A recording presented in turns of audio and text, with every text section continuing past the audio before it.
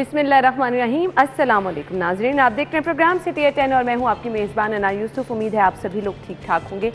आज के प्रोग्राम का हम आगाज़ करेंगे और आज एक फ़ैसला भी होने जा रहे हैं जिसके बारे में हम आपको बताते चलें। कुछ मौजूदा सूरत हाल को कोविड की देखा जाएगा, बेहतरी आई है नहीं आई, ऑल्दो तो कुछ सूरत हाल बेहतर है, लेकिन अगर एहतियात ना की तो ये हालात जो हैं दोबारा से बिगड़ सकते हैं।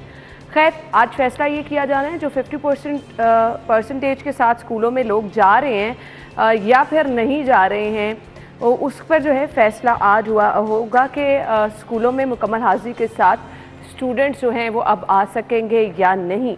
तो इसके लिए भी आपको थोड़ा सा इंतज़ार करना है और फ़ैसला जो है अभी इसमें थोड़ा सा वक्त लगेगा कि जी क्या फ़ैसला होगा, आपको वेट करना होगा। खैर, हम आज के प्रोग्राम में ख़बरें भी शामिल करेंगे और अपने मेहमानों से भी आपकी मुलाकात कराएंगे, लेकिन सबसे पहले जी हम आगाज़ करते हैं आज की अच्छी बात से। नहमदुहु व नुसल्ली अला रसूलिहिल करीम, अम्मा बाद, फ़अऊज़ु बिल्लाहि मिनश शैतानिर रजीम, बिस्मिल्लाहिर रहमानिर रहीम, फ़मिनहुम शक़िय्युन व सईद, सदक़ल्लाहुल अज़ीम। आज का मेरा पैगाम ये है कि क़यामत के दिन, जिस दिन ये तक़सीम होगी कि या तो ये शख्स बदबख्त होगा या खुशबख्त होगा, या बदबख्त होगा या खुशबख्त होगा। उलमा ने बदबख्त की 5 अलामतें नक़ल की हैं, इसी तरह खुशबख्त की भी 5 अलामतें नक़ल की हैं। बदबख्त की पहली अलामत, हमें कैसे पता चल सकता है कि खुदा न खास्ता कहीं हम बदबख्त लोगों में से तो नहीं हैं। तो पहली अलामत बदनसीब की ये है, क़सावतुल क़ल्ब, जिसका दिल बड़ा सख्त हो जाए, अल्लाह का ज़िक्र भी उसके सामने किया जाए, जहन्नम का ज़िक्र भी किया जाए, वो टस से मस ना होता हो, गुनाह कर कर के उसका दिल इतना सख्त हो जाए, ये आदमी समझ ले कि ये अल्लाह के यहाँ बदनसीब इंसानों में से है। अल्लाह हम सब की इससे हिफाजत फरमाए। व आखिरु दावाना अनिल हम्दुलिल्लाहि रब्बिल आलमीन। आमीन सुम आमीन। ये थी जी आज की अच्छी बात जो कि आपके साथ शेयर की है। अब आज की टॉप स्टोरीज़ क्या हैं उनकी तरफ बढ़ते हैं। पहली खबर है जी, लग्जरी ट्रांसपोर्ट का ख्वाब चकनाचूर, लाहौरियों के लिए खटारा बसें मुरम्मत करके चलाने की तैयारी।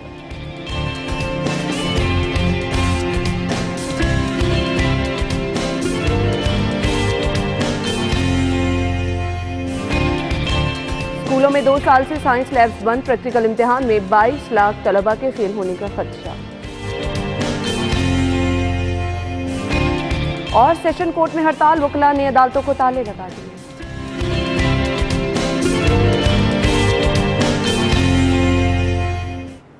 टॉप स्टोरीज आप जान चुके हैं। आज की खबरों को डिटेल में डिस्कस कर लेते हैं। स्टूडियो में हमारे सीनियर रिपोर्टर्स मौजूद हैं, राव दिलशाद हुसैन साहब और अली साई ने हमें ज्वाइन किया। अस्सलाम वालेकुम। वालेकुम सलाम। क्या हाल चाल है?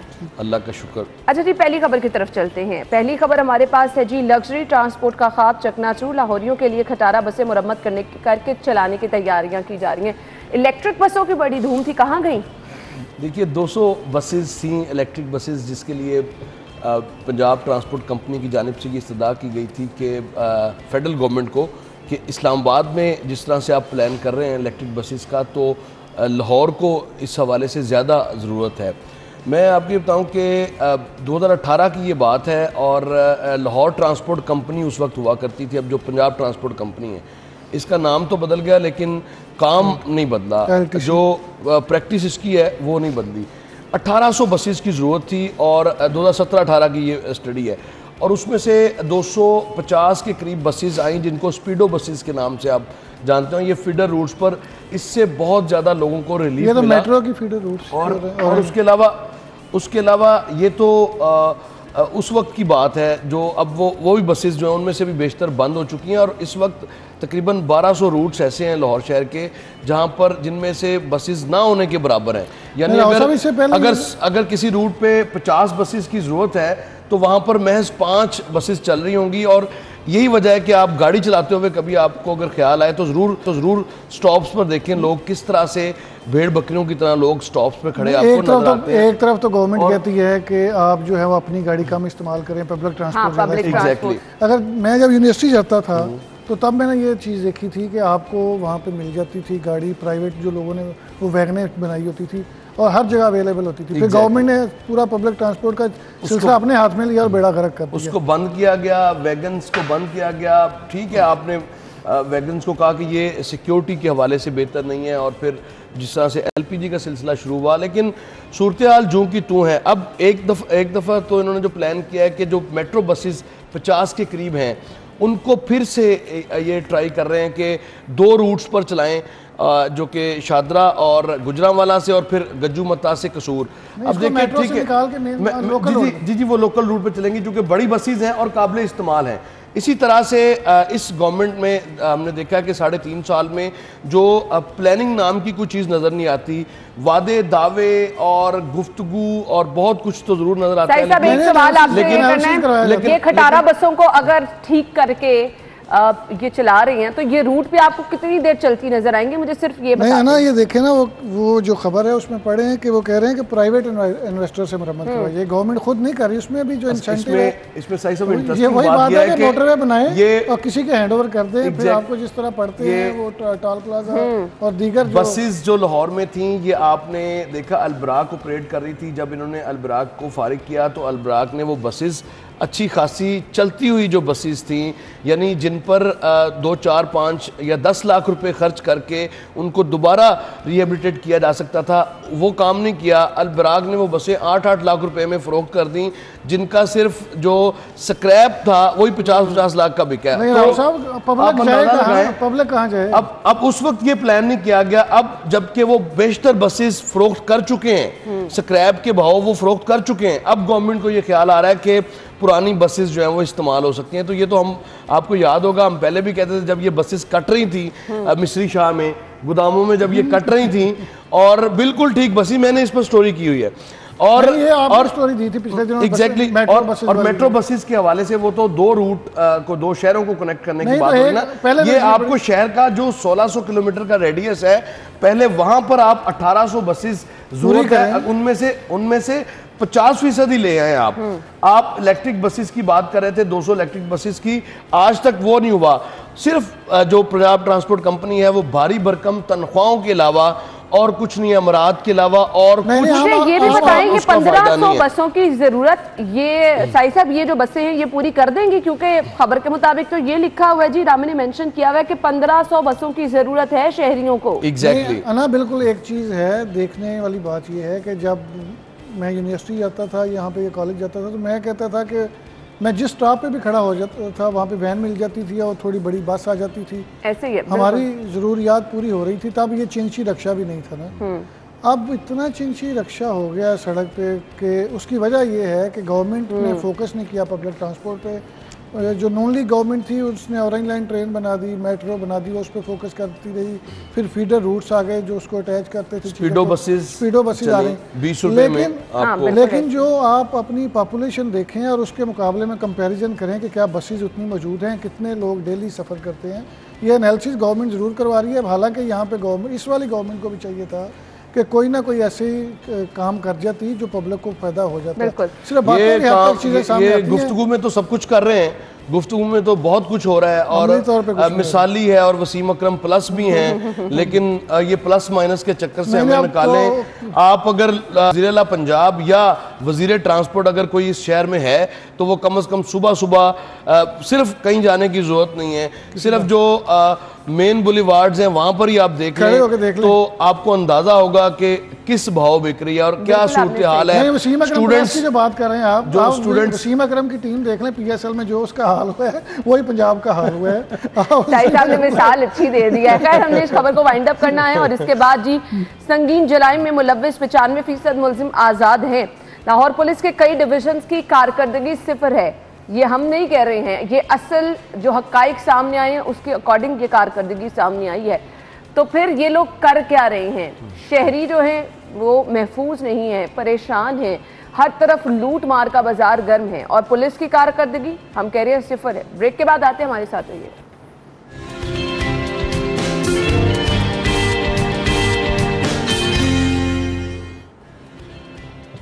ब्रेक के बाद एक बार फिर से आपको खुश आमदीद कहेंगे। तो आपने मुलाहिजा कि अभी नाज़रीन हम अपनी अगली खबर की तरफ बढ़ेंगे। खबर क्या है जी? संगीन जराइम में मुलव्वस 95% मुलजिम आज़ाद हैं। साई साहब, वाकई ऐसा है क्या? बिल्कुल ऐसा ही है। मैं पुलिस की एक पूरी प्रेजेंटेशन देख रहा था जो पूरे साल की रिपोर्ट होती है, तो उसमें अगर पुलिस के अपने अदादोशुमार देखे जाएँ तो देख के अपने आप पे भी तरस आता है, पुलिस पे भी आता है। और जो गवर्नमेंट 1 खरब शहरियों पे नहीं आता आपको तो? हाँ, सबसे ज्यादा तरस तो शहरियों पर आता है। 1 खरब अरबों रुपए लूट लिए जाते हैं। 1 खरब 29 अरब का बजट है, लेकिन इसके बावजूद अगर देखें हम पुलिस की कारकर्दगी, तो मैं देख रहा था कि 1240 ऐसे इन्वेस्टिगेशन अफसर हैं जिनके एक केस में भी कोई सजा नहीं हुई। साई साहब, मुझे एक सवाल का जवाब दे दें। आपने बड़े आसानी से ये इंकशाफ हो गया 95% मुलजिम आज़ाद हैं और जी पुलिस की कारकर्दगी जो है ये ना वो सिफर है। ये वो हैं जो इन्होंने डिक्लेयर किए हैं एक कैटेगरी के, और इसमें ये सबसे खौफनाक बात यह है कि ये जो लोग होते हैं ये गैंग्स ऑपरेट कर रहे होते हैं। एग्जैक्टली। ये सारी वारदातें करवा रहे होते हैं। अगर इनमें से कोई पकड़ा भी जाता है और जेल में जाता है तो पूरा नेटवर्क चला रहा होता है।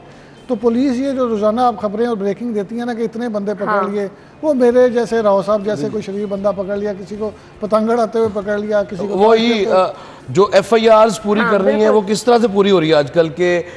FIR दे दी, कोई मामूली जुराइम में डेंगी के हवाले से कोई इस्तगासा दिलवा दिया, और इस तरह करके वो FIRs की जो काउंटिंग है वो पूरी की जा रही है। इतने सारे सॉफ्टवेयर बने हैं कि आपके और मेरे लिए किसी जगह पे भी सफ़र करना मुश्किल हो गया, लेकिन जो असल मुलजमान हैं या मुजरमान हैं वो बिल्कुल आज़ादी से अच्छा, मैं ना आज़ादी से मैनेज कर लेते हैं। मैं सही साहब, पुलिस की नाअहली तो अपनी जगह पर, लेकिन एक ऐसा इदारा हमने बनाया जिसके मुतल्लिक ये कहा जाता था कि तकरीबन 20 अरब रुपए की इन्वेस्टमेंट, अगर मैं गलत नहीं हूँ तो सेफ सिटी पर की गई, और उसका एक सबसे जो नुमाया फीचर था वो ये था कि जराइम पेशा अफराद के हवाले से उसके जो फीचर्स हैं उनमें वो भी शामिल था कि जो प्रोक्लेम्ड ऑफेंडर्स हैं, जो इश्तहारी मुलजिम हैं, की मद में इतने पैसे इकट्ठे किए हैं, कम से कम आज हम ये ना कह रहे होते। नहीं, इसमें बात पूरी सुन लें कि इसमें इश्तहारी मुलजमान का जो डेटा था वो पंजाब पुलिस ने फराहम करना था सेफ सिटी अथॉरिटी को, और सेफ सिटी अथॉरिटी ने उस डाटा को अपने कैमरों, अपने सिस्टम में, अपने सॉफ्टवेयर में शामिल करना था, और आज तक वो शुरू ही नहीं हो सका।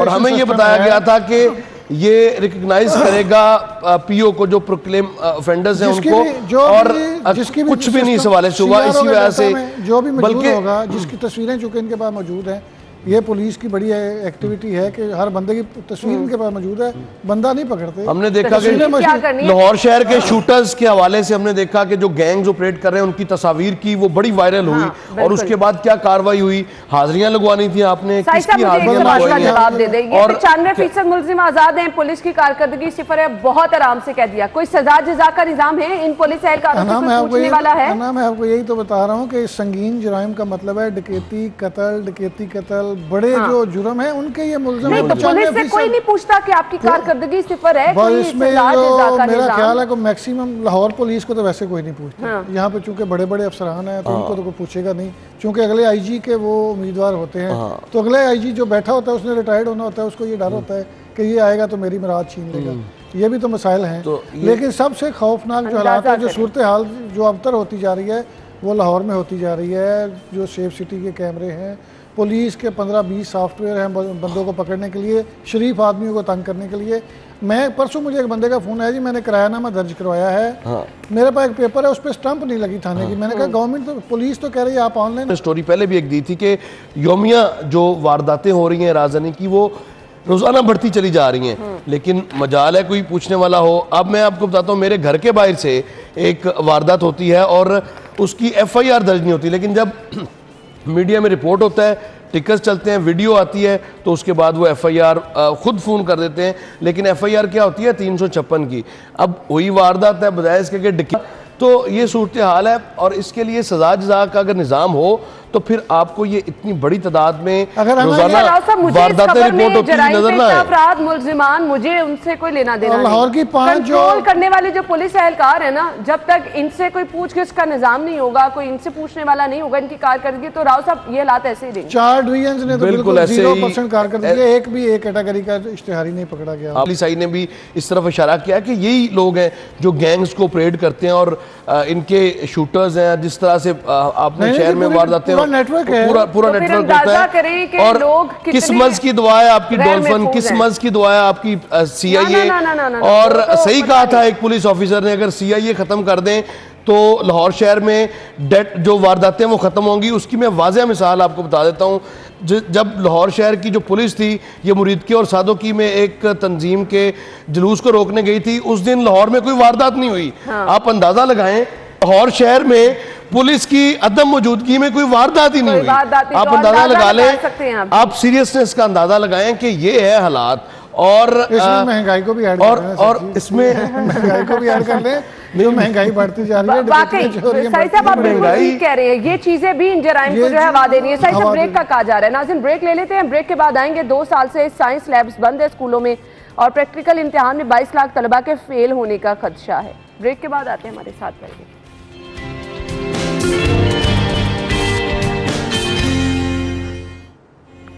Welcome back. और खबर यह है, स्कूलों में 2 साल से साइंस लैब बंद है। प्रैक्टिकल इम्तिहान में 22 लाख तलबा जो है उनके फेल होने का खदशा है। ऑलरेडी हमने देखा कोविड के दौरान स्कूलों के हालात क्या रहे और अब क्या वजूहात हैं जो इस तरफ तवज्जो नहीं दी जा रही। और बहुत बड़ी रीज़न ये भी है हमारे तालीमी निज़ाम में फेलियर की कि हम लोग प्रैक्टिकल्स पे तवज्जो ही नहीं दे रहे हैं। बिल्कुल नहीं, मैं आपकी बात से इत्तेफाक नहीं करता। नए पाकिस्तान में ऐसा कुछ नहीं हो सकता। आप नए पाकिस्तान में अभी ये तक रह स्टोरी रहे हैं। यकीनन जुनैद रियाज ने कोई बहुत बड़ी पाकिस्तान से नहीं, ये जुनैद रियाज ने यकीनन कोई साजिश की है और ये जो जिन्होंने डेटा दिया है उन्होंने इस गवर्नमेंट के खिलाफ साजिश की है और पुलिस के खिलाफ इन्होंने साजिश की है, ट्रांसपोर्ट के खिलाफ मैंने साजिश की है और इसी तरह से जो सारी साजिशें हैं ये हो रही हैं, ये सब कुछ नए पाकिस्तान और रियासत मदीना को फेल करने के लिए की जा रही हैं। 2 साल से जो साइंस लैब्स बंद हैं उसकी यकीनन कोई ना कोई वजह होगी, लेकिन बात यह है कि अगर तो हमारे यहाँ स्कूल एजुकेशन मिनिस्टर जो हैं अगर तो वो ख्वाब गफलत से जाग जाएं तो खरगोश के मजे लेने वो छोड़ दें तो यकीनन सूरत हाल बेहतर हो सकती है। और इस गवर्नमेंट का नए पाकिस्तान के दावेदारों का सिर्फ एक मकसद था कि एजुकेशन रिफॉर्म्स, सेहत की रिफॉर्म्स और पुलिसिंग की रिफॉर्म। अब आपने चाहिए क्या सेहत की हुई? अभी मुराद राज साहब को लाइन पे लें और आप क्या मजाल है वो आपकी बात क्यों सुनेंगे? वो नहीं वो फोन भी नहीं उठाते आप। जी बिल्कुल, उन्होंने क्यों उनको जरूरत है और क्योंकि आप साजिशें जो कर रहे हैं उनके खिलाफ, आप उनके खिलाफ साजिशें जो कर रहे हैं तो इसलिए वो क्यों उठाएंगे? वैसे बेसिकली तो बात यह है कि 13,000 से ज्यादा जो राव साहब होना तो ये चाहिए कि चीज़ों को प्रैक्टिकली करवाना चाहिए बच्चों को, जो उनका फ्यूचर है, जो पूरी दुनिया में चलता है। हमारे पास जो थ्योरी चल रही है वो हमारे बचपन में भी यही चलती थी, अब बच्चों के आज भी वही है। और देखे लैब्स जो जिनमें थोड़ा बहुत हमें पता चल जाता था, हम जाके को प्रैक्टिकल कर लेते थे। अगर वो लैब्स बंद पड़ी हैं 2 साल, आप लाहौर को छोड़ दें, स्टूडेंट्स ले लें जो स्टूडेंट्स पढ़ के यहाँ पर आते हैं, किसी चीज का उनको नहीं पता होता। एक प्रोफेसर थे, मेरे ही प्रोफेसर हैं, उनसे मेरी डिटेल डिस्कशन हो रही थी। वो कह रहे थे जी कि आपने वहाँ से किया। मैंने कहा सर उसका मुझे फ़ायदा क्या होता है? मैंने कहा वो आप मुझे बताते हैं ये वाली CC, ये WWW, ये क्या इसका फ़ायदा है? बच्चों को जो प्रोडक्शन में आना चाहते हैं वहाँ पे एक बड़ा सा प्रोडक्शन हाउस बनाए, उसमें उनको चीज़ें दिखाएं। जो रिपोर्टिंग में आना चाहते हैं उनको 1 माह की बेसिक चीज़ें बताएं और उसके बाद फील्ड में उनको बताएं कि रिपोर्टिंग किस तरह। आप उनको बताते हैं कि सोर्सेज तो बड़ी मुश्किल हमारे यहाँ पे हर 2 महीने बाद नए रिपोर्टर्स हम रखते हैं, क्या चीज़ें उनको बेचारों को पता, इतना तंग किया होता है कि सोर्सेज बड़ी मुश्किल बनते हैं। आप खबर निकालना बड़ा मुश्किल काम है। क्या काम है? क्यों बच्चों को आप इतना डिप्रेशन दे रहे हैं? आप उनको चीज़ें बताएं प्रैक्टिकली करके। जो ये प्रैक्टिकल लैब्स की तो बात कर रही है, प्रैक्टिकल करने के लिए ये लैब है। और 22 लाख तलबा के फेल होने का खदशा है। आप अंदाजा लगाएं, 22 लाख एक फिगर है। अब हिसाब लगाएं, 95% मुल्जिम आजाद है, 22 लाख तलबा आपके फेल हो जाएंगे, बेरोजगारी मुल्क का क्या है? फिर भी सूबे में गुड गवर्नेंस है। जो 2 साल बच्चे पास किए आप उनको फेल कर देंगे। सही बात है, 2 साल प्रैक्टिकल नहीं करेंगे तो फिर वो चूंकि प्रैक्टिकल तो एक कंपलसरी चीज है ना, जब आपका वो अच्छा, पास- मैं आपको मैं बताऊं, बात ये कर रहा हूं सारी साजिश कि आयशा लाहौर ने शहर की है। के पहले खबर ऐसी रख दी कि मुल्जिम लाहौर आजाद शहर फिर के ना रहे हैं, सूबाई फिर हल्के बच्चे फेल हो रहे हैं। हैं, लाहौर शहर के 30 सूबाई हल्के हैं और 30 हल्कों की हम बात नहीं करते, सिर्फ हम सूबाई वजीर स्कूल एजुकेशन की के हल्का की बात करते हैं। आप इनके अपने हल्के में कितने नए स्कूल बने हैं तो आपको फिगर्स जानकर अंदाज़ा हो जाएगा कि कितना इनका इंटरेस्ट है तालीम के हवाले से, कि कितनी नई लैब्स बनाई हैं। बस वो ख़तो किताबत में, प्रेजेंटेशंस में और जो चीफ मिनिस्टर को खुश करने के लिए, क्योंकि चीफ मिनिस्टर भी सादा आदमी है, उनको भी शायद इतना साइंस के हवाले से शायद इतना इल्म नहीं है और वो पूछ ही लें कि क्यों बंद है इनसे। और मसला ये हुआ है कि जब से नए पाकिस्तान को पूछने वाला नहीं सर, है, नई लैब्स आप कोई कह रहे हैं, पूछने वाला नहीं है, बंद पड़ी तभी हैं, उनमें सारा सामान नई खराब हो लैब्स गया है। नई लैब्स तो जाहिर है, मैं वही वो तो तब कह रहा हूं कि बनेगी कितनी बनाई, जब पुरानी एक्टिव पुरानी होंगी तो एक्टिव कर लें। पुरानी एक्टिव होंगी तो नई शुरू होगी। प्रीवियस दौर में हमने देखा कि मुख्तलिफ स्कूल्स की जो कंप्यूटर लैब्स थी उनको अपग्रेड किया गया था, या उसके साथ अब कंपैरिजन ना कितनी- करें, वो कहते हैं अब पता नहीं वो चल रही है नहीं चल रही, क्या उनकी सूरत हाल है और ये है ताले लगे राव साहब, ताले लगे अंदाजा उन लगाएं। कंप्यूटर लैब्स को। अच्छा जी, हम ब्रेक ले लेते हैं, फिर हमने अगली खबर की तरफ आना है। खबर हमारे लिए कौन सी है जी? सेशन कोर्ट में हड़ताल के हवाले से वकला ने अदालतों को ताले लगा दिए हैं और खबर की डिटेल है। सेशन कोर्ट में सिविल कोर्ट समेत अदालतों में पेश होने वाले साइलिन ख्वार हैं। अदालती अमले को बाहर निकाल दिया गया। हजारों केसेस समाअत के बगैर ही कार्रवाई इनकी मुलतवी कर दी गई है। तो ये जी हमने ब्रेक के बाद खबर डिस्कस करनी है। फिलहाल एक ब्रेक की तरफ चलते हैं, ज्वाइन करेंगे आपको इस ब्रेक के बाद।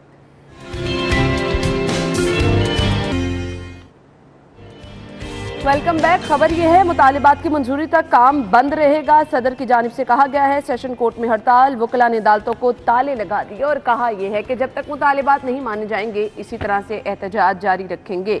जी राव साहब, अब बात करते हैं ना, इंसाफ की रसाई मुमकिन बनानी हुकूमत की जिम्मेदारी है। नहीं, हुकूमत से ज़्यादा इंसाफ की रसाई में जो हम देखते हैं कि रुकावट है ना, जो हुकूमती इदारों के अलावा, वो हमारी वकला बरादरी। अगर हमारे पे तौहीन वकला का जो मुकदमा दर्ज ना हो तो ये कड़वा सच है जिसको हमें इख्तियार करना है। और इसमें सहूलत गवर्नमेंट ये चाह रही थी, और लाहौर हाई कोर्ट का इस हवाले से ऑर्डर था कि तहसील की सतह पर जो सिविल जजेस हैं उनको डिप्यूट किया जाए, ताकि तहसील के लेवल पर जो काम है वो लोगों के जो केसेस हैं, इससे यकीनन बेहतरी आ सकती है। आपका जो लोड है वो कम होगा। और ये अब देखिए कि एक है, अब ऐवान अदल में अब देखिए, अगर 100 जजेस, लेट्स सपोज 100 जजेस सिविल जजेस अगर बैठे हैं आपके ऐवान अदल में, तो वो 100 जब 5 हिस्सों में तकसीम होंगे तो वो लोड शहरियों को अपनी अपनी तहसील में जाना पड़ेगा। और ये बड़ा सिंपल फार्मूला है। और राव समी, मैं देख रहा था कल भी बड़े जज्बाती हुए थे, जो सदर है लाहौर बार के, इनको लीड करना चाहिए, शहरियों को बेहतर फैसिलिटी के लिए किरदार अदा करना चाहिए। जबकि आपकी वकला बरादरी तमाम तहसीलों में भी विराजमान है, मौजूद हैं। आप लोग स्ट्रेंथन होंगे, लोड कम होगा केस मैनेजमेंट में। अब एक सिविल जज के पास अगर आप योमिया केसेस का देखें तो सबसे कम जो केसेस होंगे होंगे सबसे कम 120-25 केसेस रोजाना। आप देखिए कैपेसिटी है 8, 10, 12 घंटे में कितनी कैपेसिटी होगी एक सिविल जज की, वो कितने केसेस सुनेगा। तो ये सूरत हाल है, लोगों को इस वजह से इंसाफ नहीं मिलता। और वकला साहिबान को हमने देखा है कि जिम्मेदारी का मुजाहरा नहीं करते, ये देखे ना, ये और गैर जिम्मेदारी का मुजाहरा। अब लोअर माल को पूरी को बंद किया हुआ है अपने रोजाना जो पार्किंग बनाकर। और सूरत हाल ये देखिए, वहां पर सारा दिन ट्रैफिक, एम्बुलेंसेज वो रहती हैं। और वहां पे क्या किया जाता है, चूंकि राशि बहुत है, आप इस मुआशरे का हिस्सा हैं, जब कोर्ट्स में आएंगे आपने अपने शोबे के जो तकद्दुस है उसको पमाल करने में आप खुद पेश हैं। तो इसमें हम क्या कर सकते हैं, इसमें तो जाहिर है होगी। अब सूरत हाल ये है कि इस पर एतराज़ किया कि हमसे मुशावरत नहीं की गई। बिल्कुल एक बात चलती है, तारीख पे तारीख। हाँ। ये हाईकोर्ट ने कोशिश की है कि इसको, इस कल्चर आप सिर्फ कल के रोज देखें, हज़ारों की तादाद में केसेस जो हैं वो कल अल्तवा का शिकार हुए हैं, उनकी नई तारीखें पड़ी हैं। और साइलिन अपनी जमा पूंजी कर पता है कि क्या सूरत हाल है। जो भी सिविल कोर्ट में केस जाता है वो दादा पोता उसको कहते हैं, ये दादा ने दायर किया था और पोता इसका फैसला आपने। और ये रूटीन है, सीरियसली ये रूटीन है। जबकि अब पाकिस्तान पिनल कोड के हवाले से नई रिफॉर्म्स आ चुकी हैं और उस पर अमल दरामद के बजाय अब फिर हम वापसी का जो गेर है वो लग रहा है। और आप सियासत ज़रूर करें, आपकी पॉलिटिक्स यकीनन आपके नज़दीक मुकद्दम होगी, लेकिन जिससे शहरियों को रिलीफ मिले उसमें अपना किरदार आप भी ज़रूर अदा करें।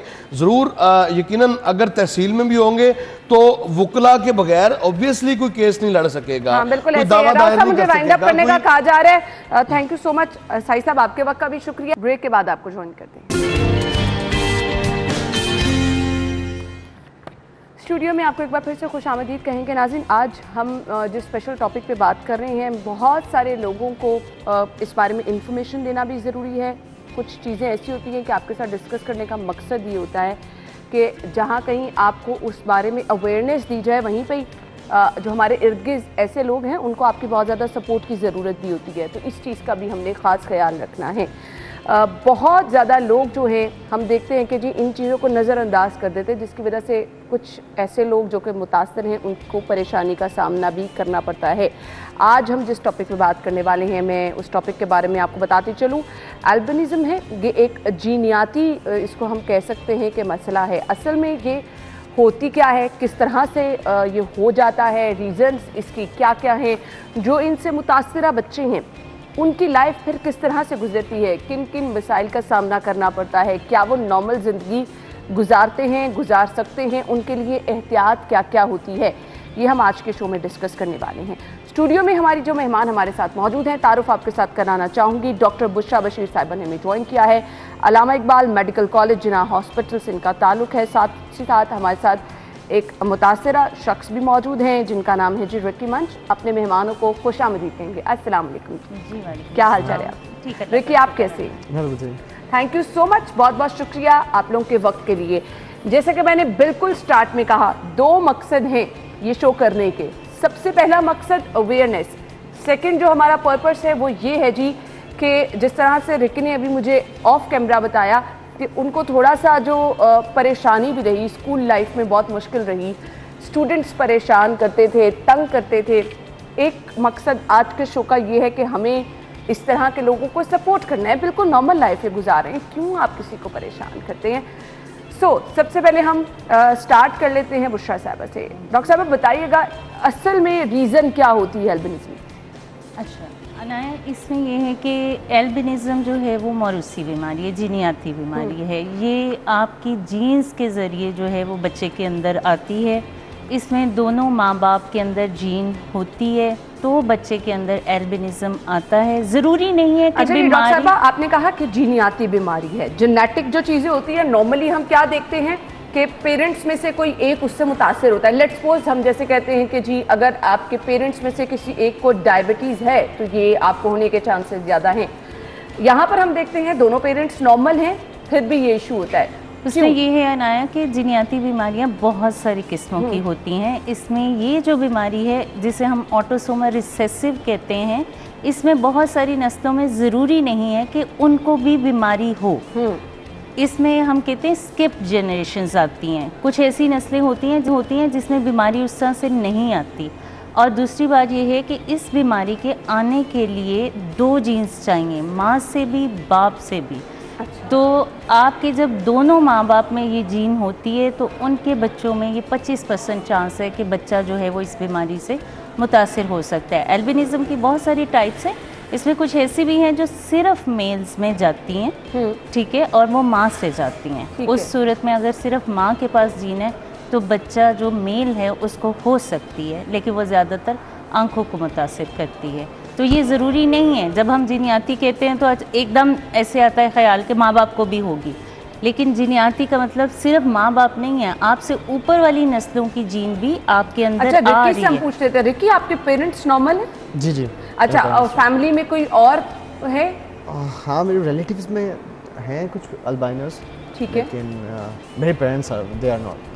ठीक है, यानी और बहन भाइयों में? हाँ, मेरा छोटा भाई भी अल्बाइनो है। छोटा भाई भी है। और कितने बहन भाई हैं आप? हम 3 भाई हैं और वी हैव वन सिस्टर। और बाकी बहन भाई नॉर्मल है? बाकी नॉर्मल है। अच्छा, ये क्या रीज़न होती है कि आपके लेट्स सपोज जैसे कि हमें रिकी बता रहे हैं कि 2 भाई हैं, बाकी बहन भाई नॉर्मल हैं? इसको मैं थोड़ा सा एक्सप्लेन कर देती हूँ अनाया, कि आपकी माँ के पास भी जीन है, बाप के पास भी जीन है, उन दोनों के पास एक एक जीन है, उनको ये बीमारी नहीं हुई। अब उनका जब बच्चा है, वो बच्चा जिसमें दोनों से, उससे भी वही जीन आ जाएगी, दूसरे से भी वही, उसमें ये बीमारी आएगी। ऐसे भी बच्चे होंगे, इनके बहन भाई जो बिल्कुल नॉर्मल होंगे, जिनमें एक जीन होगी दूसरी नहीं होगी, या माँ से आ गई बाप से नहीं आई, या बाप से आ गई माँ से नहीं आई। तो हर प्रेगनेंसी में 25% चांस है कि बच्चे को ये हो सकती है, ज़रूरी नहीं कि हर बच्चे को हो। सही है, तो ये चांसेस होते हैं, ज़रूरी नहीं है वो। तो इसका कोई इलाज होगा? देखिए, मरूसी बीमारी का इलाज इस तरह से कहना कि इसको हम बिल्कुल ख़त्म कर देंगे इस बच्चे में, कोई ऐसी ट्रीटमेंट तो ऐसे मुमकिन नहीं माँ है। के पेट में डिटेक्शन हो जाती है, इसका इसमें बिल्कुल हो जाता है? बिल्कुल हो सकता है कि आप प्रेगनेंसी के लेवल पे इसमें जेनेटिक टेस्ट हो जाता है, उससे पता चल जाता है कि बच्चे को एल्बिनिज्म हो सकती है। अच्छा। उसके बाद वो कपल उसके बारे में डिसाइड कर सकते हैं अपने जेनेटिक काउंसलर और गायनाकोलॉजिस्ट के साथ मिलकर, ऐसी पॉसिबिलिटी है। ठीक है, तो हम रिक्की से जानना चाहेंगे। रिक्की, मुझे बताएगा, आप मुझे ऑफ कैमरा बता रहे थे किस तरह से आपने अपनी पूरी लाइफ गुजारी, क्या क्या प्रॉब्लम्स फेस आपको करनी पड़ी? When I was a kid, जब मैं बच्चा था तो स्कूल में I get bullied on these things कि आपको धूप में नज़र नहीं आता तो you can't do sports, और आप अपनी एज के बच्चों के साथ सही से इंटरेक्ट नहीं कर सकते। ठीक है, फिर वाइट बोर्ड को देखना is a big thing for us. ठीक है, कि वो हमें इतनी दूर से इतना ज़्यादा नज़र नहीं आता, तो उस चीज़ के ऊपर भी बुली किया जाता था कि आप देख नहीं सकते। तो ठीक है, तो होते हैं इस तरह के बच्चे जिनकी वजह से वो एक गहरा असर रखता है आपके दिमाग पे, कि आप इन्फीरियर कॉम्प्लेक्स का शिकार हो जाते हो, आपका दिल नहीं करता कि आप बाहर जाओ या दूसरों से इंटरेक्ट भी करो, तो सोशली ऑकवर्ड हो जाते हो। फिर उस सब को भी डील करना पड़ा मुझे, मतलब अपने अंदर ही उससे लड़ना पड़ा था, और I have to accept myself as a normal person. ठीक है, कि मैं भी एक नॉर्मल इंसान ही हूँ, एंड इसमें कोई शर्मिंदगी नहीं है दैट आई हैव अल्बिनिज्म। ठीक है, I accepted it and I worked on it, और उसके बाद आई स्टार्ट डूइंग मॉडलिंग, और अल्बिनिज्म को आई स्टार्ट प्रमोटिंग। सही। अच्छा, मुझे बताइएगा इश्यूज क्या क्या रहते हैं अगर आप बाहर कहीं जाते हैं, सनलाइट प्रॉब्लम करती है, क्या क्या प्रॉब्लम्स रहती हैं? जी, बेसिकली आप क्योंकि हमारे ये आईब्रोज वगैरह जो रिफ्लेक्ट नहीं कर पाते सूरज की रोशनी को, जैसे ब्लैक आईब्रोज वगैरह रोक लेते हैं, तो ये बिल्कुल इंटरेक्ट करती है सूरज की रोशनी अंदर आंखों में, तो वो आपको आंखें उससे बंद होना शुरू हो जाती है, चुभती है आंखों में रोज। ठीक है, तो और स्किन कैंसर के भी डिफरेंट सिनारियोज हैं, जो अगर आप ज़्यादा धूप में रहते हैं तो आपको स्किन कैंसर के काफ़ी प्रॉब्लम फेस करने पड़ सकते हैं। तो उसके लिए फिर आपको कि सूरज से बहुत ज़्यादा एहतियात करनी पड़ती है उन चीज़ों को लेकर। सही, तो आप केयर करते हैं? या I have to apply skin creams और सन ग्लासेस, पोलराइड ग्लासेस, इस तरह की चीज़ें लेनी पड़ती है जब आप बाहर जाते हैं। सही। अच्छा डॉक्टर साहबा, जैसे कि बताया हमें रिकी ने कि ये चीज़ें होती हैं, अब मैं चाहूँगी आप बताएं कि एहतियात इसकी क्या क्या होती है और क्या इलाज मौजूद है इसका? अगर आप स्टार्ट से ही कोई ट्रीटमेंट कराना शुरू करें तो आपकी स्किन क्या नॉर्मल टोन में आ सकती है? नहीं आयशा, अनाया, ऐसा पॉसिबल नहीं है कि आपकी स्किन जो है वो नॉर्मल टोन में आ जाए। हम इसके लिए बहुत सारी प्रोटेक्शन को फोकस करते हैं कि बच्चे को शुरू से ही, बच्चे के पेरेंट्स को उसको समझाया जाए। यानी एक चीज़ तो वाज़ेह है कि इलाज नहीं है, फिर आप केयर की तरफ आते हैं। जी बिल्कुल, ठीक है। उसमें ये है कि बच्चा, जैसे आपने देखा है कि रिकी ने भी एक लॉन्ग कोट पहना हुआ है, तो इस तरह से बच्चा बड़ा हैट पहनता है, फुल स्लीव्स वाले क्लोथ्स पहनता है, अपनी बॉडी को फुली प्रोटेक्ट करता है। ज़्यादा एक्सपोजर उसका हम सनलाइट में मना करते हैं, शाम के वक्त खेलना उसको अलाउ करते हैं। इसके अलावा उसको सन ब्लॉक की इम्पोर्टेंस, सन ब्लॉक बार बार लगाना वो समझाते हैं, क्योंकि अगर बच्चा इसी तरह करता रहेगा तो स्किन कैंसर ऐसे बच्चों में बहुत जल्दी डेवलप हो सकता है। इसीलिए इसमें ये है कि सालाना स्किन स्पेशलिस्ट को दिखाना भी ज़रूरी है। रिकी, आप डॉक्टर से राब्ते में रहते हैं अपने? जी बिल्कुल, मतलब it's an important for us कि हम अपनी स्किन की केयर उस तरीके से करें ताकि हम। अच्छा, स्किन की केयर के अलावा एनीथिंग जो आप कोई खाने पीने की केयर डॉक्टर्स बताते हों कि ये चीज़ें आपने नहीं खानी हैं, इन चीज़ों को बिल्कुल अपनी डाइट से बाहर निकाल दें, कुछ ये चीज़ें भी हैं? नॉट रियली, कि ऐसा कुछ मुझे अभी तक फेस करना पड़ा। ठीक है। अच्छा, यानी एज सच आपको सिर्फ अपनी स्किन की हिफाजत करनी है, बाकी इसकी एहतियात कोई नहीं है, ऐसे ही डॉक्टर साहबा? जी बिल्कुल। और इसके अलावा आँखों की, क्योंकि ये अनाया आँखों पे भी बहुत ज़्यादा जो है ना एल्बिनिज्म, जो जैसे इनको है ऑक्यूलोक्यूटेनियस जिसे हम कहते हैं, कि इसमें स्किन भी है और आँखें। अच्छा, अब ये मुझे बताइएगा कि मुतासरा जो बच्चे होते हैं, क्या विजन उनकी जैसे जैसे टाइम गुजरता जाता है मज़ीद वीक होती जाती है? अनाया, इसकी बहुत सारी टाइप्स का बच्चा जो है, कुछ ऐसी टाइप्स हैं जिसमें बच्चा जैसे जैसे बड़ा होता है वो बेहतर होता जाता अच्छा। है जी। और कुछ ऐसी टाइप्स हैं जिसमें बच्चे की जो है दूर की नज़र, नज़दीक की नज़र बहुत ज़्यादा मुतासिर होती है। आपने देखा होगा कि बच्चों की आंखें बहुत ज़ोर ज़ोर से हिल रही होती हैं, जैसे हमने स्टैग्मस कहते हैं, या बहंगापन होता है उनकी आंखों में, तो उसको ट्रीट करवाने की ज़रूरत होती है। ठीक है, उसको ट्रीट करवाने की ज़रूरत होती है। हमारे साथ मेहमान हमारे मौजूद हैं, हमने गुफ्तगू का सिलसिला आगे बढ़ाना है। फिलहाल एक ब्रेक ले लेते हैं, ब्रेक के बाद आपको ज्वाइन करेंगे, हमारे साथ रहिएगा।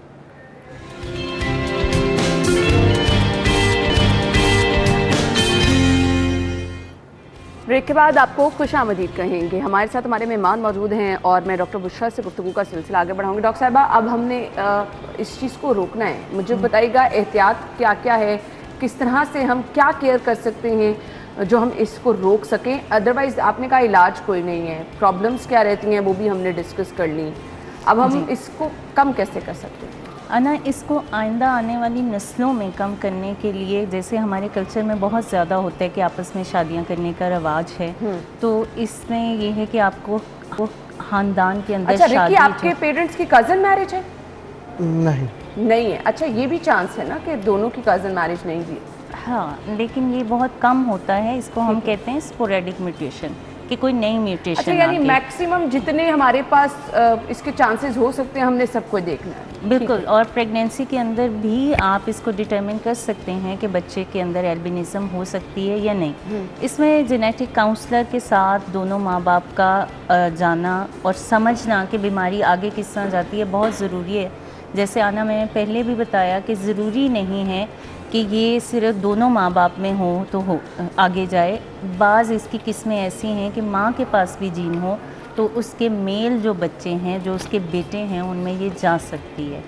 तो ये चीज़ें समझनी जेनेटिक काउंसलर के साथ बहुत ज़रूरी हैं। फिर अपने बच्चों के बारे में डिसीजन लेना, अगर प्रेगनेंसी हो जाती है और उसमें आपको पता चल जाता है कि बच्चे के अंदर एल्बिनिज़म होगी, तो वो भी बहुत ज़रूरी है और उसमें दोनों माँ बाप और डॉक्टर्स का इन्वॉल्व होना ज़रूरी है। अच्छा, तो अब आपके रिकी फ्यूचर प्लान्स क्या हैं? जिस तरह से डॉक्टर साहिबा बड़ी अब एहतियात बता रही हैं कि ये करनी, आपने कुछ ऐसा प्लान किया कि अब जो चीज़ें आपको फेस करनी पड़ी हैं वो कम से कम आगे आपके बच्चों को फेस ना करनी पड़े, उसके लिए कुछ आपने प्लान किया हो?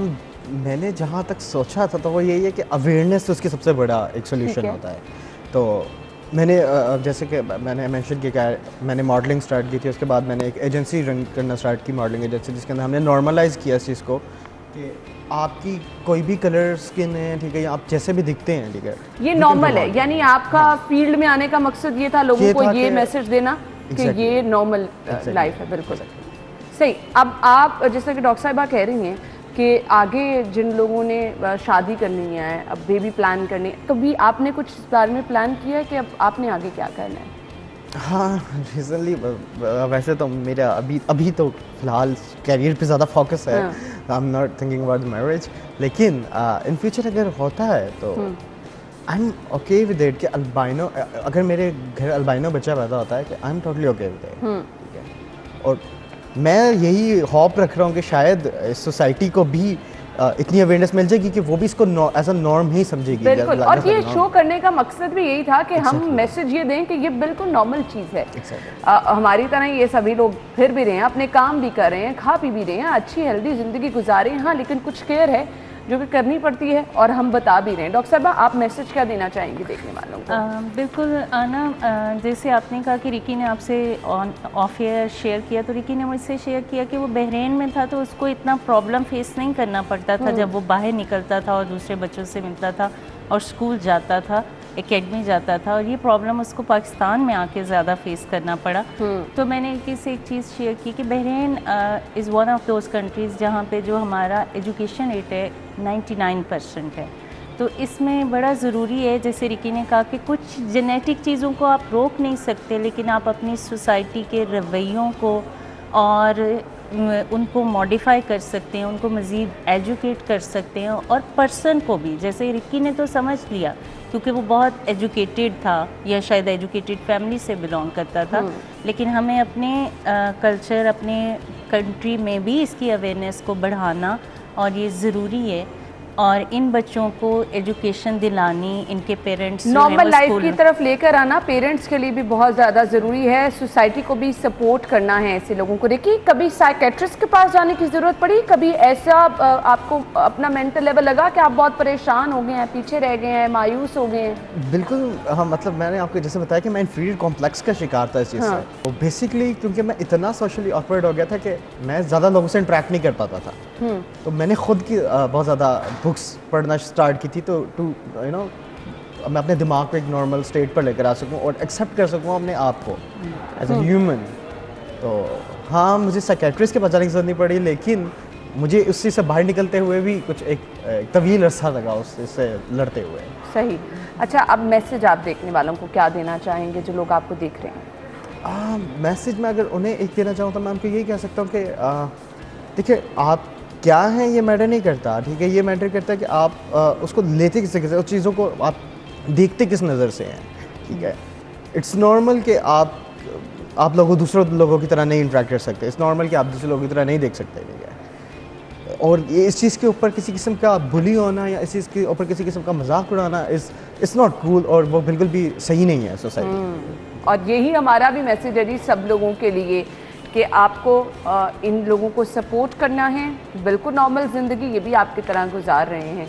तो हमारी जो सोसाइटी के ये छोटी छोटी सी चीज़ें हैं ना, जिनको हम समटाइम इग्नोर कर देते हैं, मजाक में ले जाते हैं, किसी के दिल आज़ारी की ये वजह बन जाती हैं। तो प्लीज़ इस चीज़ का ख़ास ख्याल आप सभी लोग रखें। थैंक यू सो मच, बहुत बहुत शुक्रिया आप लोगों के वक्त के लिए। ब्रेक लेते हैं, ज्वाइन करेंगे आपके ब्रेक के बाद।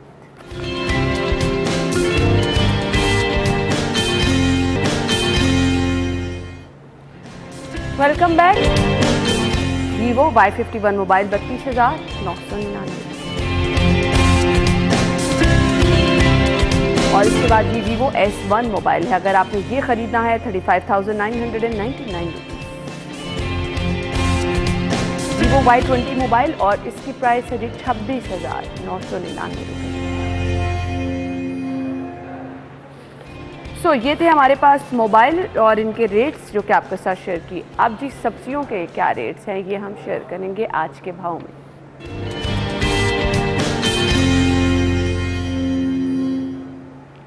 शाहजेब की तरफ चलेंगे जी। ओवर टू यू शाहजेब, बताइए आज सब्जियों की कीमतें क्या हैं?